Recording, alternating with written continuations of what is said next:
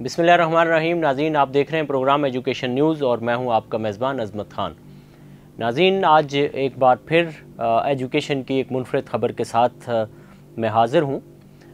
आज की ये ख़बर उर्दू यूनिवर्सिटी के हवाले से है और उर्दू यूनिवर्सिटी में बदइंतज़ामी, माली बहरान और इस तरह की दीगर नौइयत की जो ख़बरें होती हैं, अपडेट्स होती हैं, वो हम आपके सामने पेश करते हैं। आज भी इसी तरह की ख़बर है कि जो लोग उर्दू यूनिवर्सिटी से रिटायर्ड हो चुके हैं, उन्होंने अरसा 20 साल, 25 साल और 30 साल और इससे भी ज़ायद इस यूनिवर्सिटी में अपनी खिदमात अंजाम दी और उसके बाद वो रिटायर्ड हुए। होना तो ये चाहिए था कि जैसे ही कोई शख्स मुलाजमत से रिटायर्ड होता है तो उसके फ़ौरन बाद उसके वाजिबात अदा कर दिए जाएँ। ये एक बुनियादी इंसानी हकूक़ में से ये हक़ है और ये शरई नुक्ता नज़र से भी ये बहुत ज़रूरी है। लेकिन उर्दू यूनिवर्सिटी चूँकि बहुत सारे मसाइल में घिरी हुई एक यूनिवर्सिटी है, जिसकी ज़ाहिर है ज़िम्मेदारी ख़ुद यूनिवर्सिटी के लोगों पर है। गुज़िश्ता माह एक इजलास इन रिटायर्ड लोगों का अब्दुल हक कैंपस में हुआ और फिर उसके बाद एक इजलास आज गुलशन कैंपस में हुआ।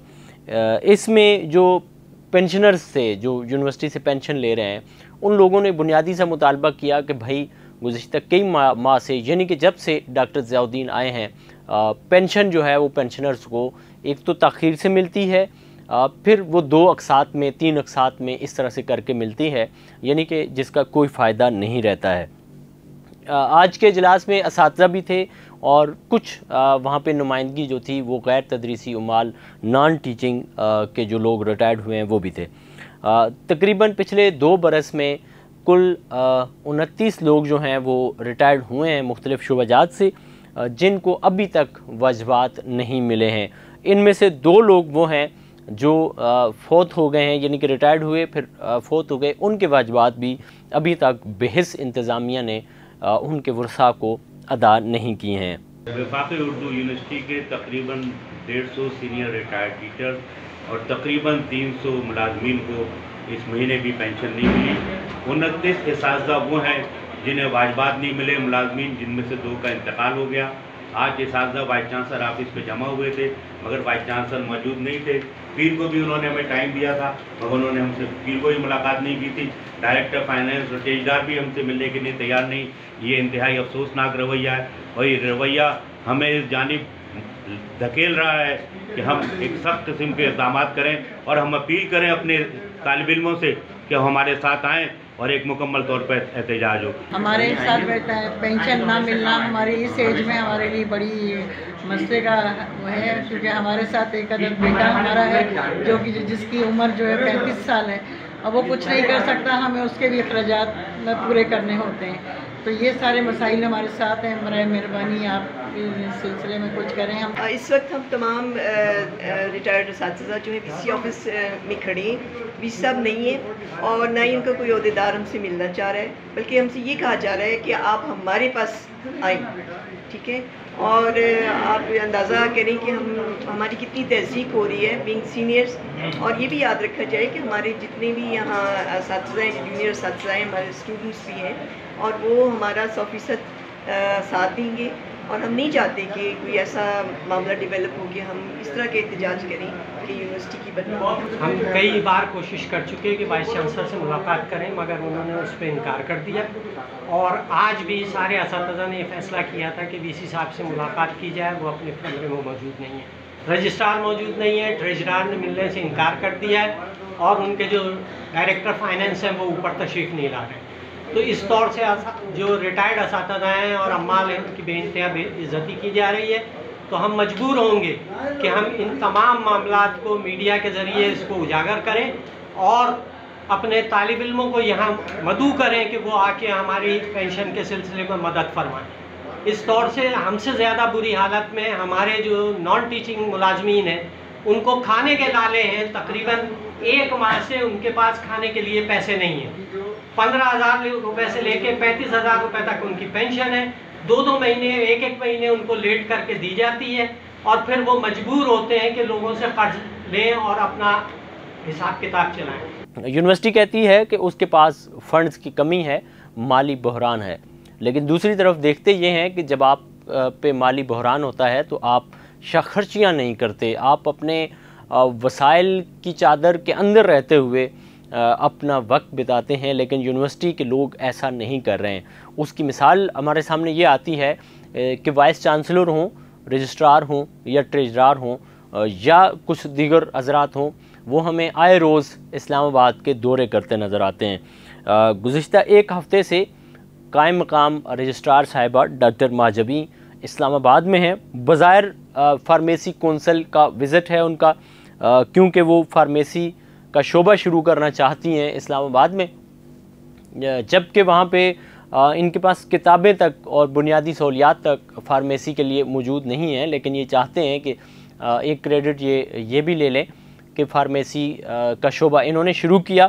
اس کے لیے گزشتہ 1-1.5 ہفتے سے یہ مصوفہ اسلام آباد میں موجود ہیں، اور ان کے جانے کے بعد یہاں سے ایک سرکاری ہائی ایس گاڑی اردو یونیورسٹی کی انتظامیہ نے یہاں سے اس میں کتابیں بھر کر کے اور 7 سے 8 افراد جو یونیورسٹی کے مختلف ڈپارٹمنٹ سے تعلق رکھتے ہیں ان کو بھی سرکاری اس دورے کے نام پہ اسلام آباد کے اس خوبصورت موسم کو انجوائے کرنے کے لیے بھیجا گیا ہے۔ ظاہر ہے ایک کا دن یا وہاں بھی لوگ ہیں، آپ کا ایک ڈرائیور اور ایک کا ساتھ میں شخص کافی تھا اس گاڑی پہ، لیکن انہوں نے ضروری سمجھا کہ جس طرح سے سیاستدان پاکستان کے ساتھ کر رہے ہیں اسی طرح یہ یونیورسٹی کے ساتھ بھی کریں۔ اس ضروری امر کے تحت انہوں نے 7 سے 8 لوگ وہاں پہ بھیجے ہیں۔ یہ لوگ ایچ ای سی میں جاتے ہیں اور ان کو کہتے ہیں کہ جی ہمارے پاس فنڈ نہیں ہے۔ ایچ ای سی ظاہر ہے ان سے بھی 1-2 قدم آگے ہے، وہ ان کو کہتا ہے کہ جی یہ دیکھیں یہ آپ یہ کیا کر رہے ہیں، آئے روز آپ اسلام آباد میں بیٹھے ہوتے ہیں، اسلام آباد میں ایسا کیا ہے، ہم بھی یہاں بیٹھے ہوئے ہیں، آپ کراچی سے چھوٹتے ہیں اور یہاں آ جاتے ہیں اور آ کر کے پھر ہمیں کہتے ہیں جی پیسے نہیں ہیں، پیسے نہیں ہیں تو اتنے یہ آپ لاکھ روپے جو ٹی اے ڈی اے میں لگایا ہے یہ نہ لگاتے، وہاں صرف کرتے۔ خیر ان کی ٹھیک ٹھاک ان کو سننی پڑتی ہیں، پھر یہ دوڑتے ہیں ایم کیو ایم کے وفد کے پاس اور وہاں بگلے پہ جاتے ہیں۔ میڈیکل کی سہولیات کے حوالے سے اگر اردو یونیورسٹی میں بات کی جائے تو جب میڈیکل کی سہولیات شروع ہوئی تھیں اس وقت 5 سے 6 ہاسپٹلز جو تھے وہ یونیورسٹی کے پینل پہ تھے، اور جب سے ڈاکٹر ضیاء الدین صاحب آئے ہیں اب صرف 2 پینل پہ بڑے ہاسپٹلز رہ گئے ہیں، ڈاؤ اور آغا خان۔ گزشتہ ہفتے تو یہ نوبت بھی تھی کہ آغا خان نے بھی اپنی سروسز یونیورسٹی کے لیے بند کر دی تھیں کیونکہ یہ انہوں نے ان کو فنڈز اور اپنے بلز ادا نہیں کیے تھے۔ یہ جو گزشتہ روز یعنی کہ آج جو اجلاس ہوا عبدالحق گلشن کیمپس میں جو اجلاس ہوا، اس میں انہوں نے کوشش کی اساتذہ نے، حالانکہ یہ سینئر اساتذہ تھے جو جن کے شاگردوں کی تعداد درجنوں میں نہیں، سینکڑوں میں نہیں بلکہ ہزاروں میں ہے، اور شاید ہی پاکستان کے میڈیا چینلز میں یا اخبارات میں، پیمرا میں، پاکستان میں اور اس سے باہر بھی کوئی ایسا میڈیا آؤٹلیٹ پاکستان میں شاید ہی کوئی ہو کہ جہاں پہ ڈاکٹر توصیف احمد خان کے شاگرد نہ بیٹھے ہوئے ہوں۔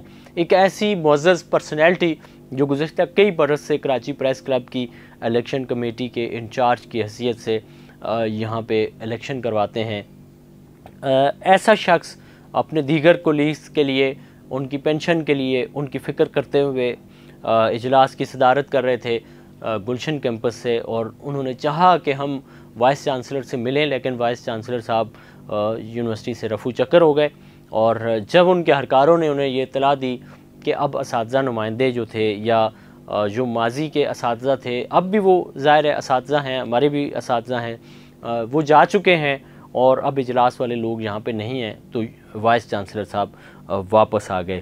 تو یہ جو اجلاس تھا اس میں ڈاکٹر توصیف احمد خان تھے، تنویر عادل تھے، مسعود احمد تھے، سید اصغر علی تھے، اسماعیل موسیٰ تھے، ڈاکٹر لکھن فرت عابدہ تھیں، لیاقت تمیمی اور ڈاکٹر سیدہ داود صاحبہ، اور اس طرح کے دیگر کافی سارے لوگ بھی تھے جو اجلاس میں تھے، اور ان کا بنیادی سا یہ مطالبہ تھا کہ ہماری جو پینشن ہے یہ بر وقت ہمیں دی جائے، اور جو واجبات ہیں 2 سالوں سے جو نہیں دیے جا رہے ہیں یہ واجبات بھی ان 29 لوگوں کے کلیئر کیے جائیں۔ اس کے ساتھ اردو یونیورسٹی کی تیسری خبر یہ ہے کہ عبدالحق کیمپس میں گزشتہ دنوں چوری کی واردات ہونے جا رہی تھی، جس کے لیے چوروں نے تالے توڑے، اور پھر ظاہر چوری نہیں ہو سکی، تالے ٹوٹے اور اس اسنا میں لوگ آ گئے، پھر وہ لوگ بھاگ گئے، اس پہ کوئی کارروائی نہیں ہوئی، اور الٹا انتظامیہ نے یعنی کہ وائس چانسلر صاحب نے اور ان کے ساتھ دیگر جو لوگ ہیں قائم مقام ہے مکمل طور پر، اور سفارش پہ ان کو دوبارہ سے ان کی مدت بڑھائی گئی ہے، انہوں نے اختیار نہ ہونے کے باوجود گلشن کیمپس کے اندر جا کر کے ایک کیمپس آفیسر اپوائنٹ کیا ہے۔